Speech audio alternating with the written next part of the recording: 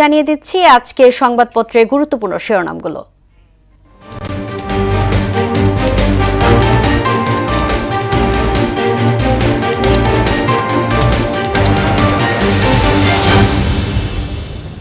দর্শক, প্রথমেই আমার হাতে আছে প্রথম আলো শিরোনাম করেছে ৩৫ মাসের মধ্যে মূল্যস্ফীতি এখন সর্বশেষ কম। তরুণেরা চান শিক্ষা স্বাস্থ্যের সংস্কার, মব ও আইন শৃঙ্খলা নিয়ে উদ্বেগ। নিজের সিদ্ধান্ত মতো সন্তান নিতে পারেন মাত্র ২৩% নারী। পর্যায়ক্রমে উপজেলায় আদালত সম্প্রসারণে একমত দলগুলো। এবার আমার হাতে আছে দৈনিক ইত্তেফাক শিরোনাম করেছে দেশের জনসংখ্যা ১৭,৫৭,০০,০০০। উপজেলা পর্যায়ে অর্ধস্তন আদালত স্থাপনে ঐক্যমত্য। রাজনৈতিক সদিচ্ছা ছাড়া ব্যাংকের কোনো নীতিমালা কাজ করবে না, গভর্নর। এরপর আমার হাতে আছে সমকাল শিরোনাম করেছে শিক্ষক নিবন্ধন পরীক্ষায় পাশ ফেলের খেলা। যেভাবেই হোক বিশ্বকাপের মঞ্চে যেতে হবে।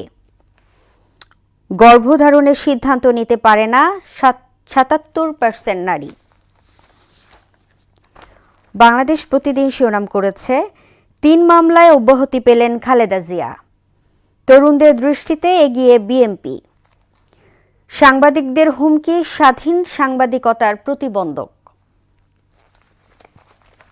জটিলতা বাড়ছে নির্বাচন নিয়ে।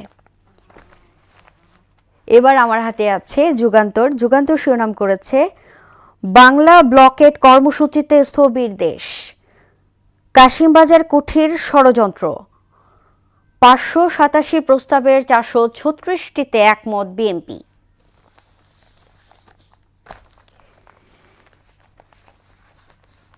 এবার আমার হাতে আছে বণিক বার্তা শিরোনাম করেছে যুক্তরাষ্ট্র বাংলাদেশে চুক্তি হওয়া নিয়ে উদ্বেগ ও সংশয়।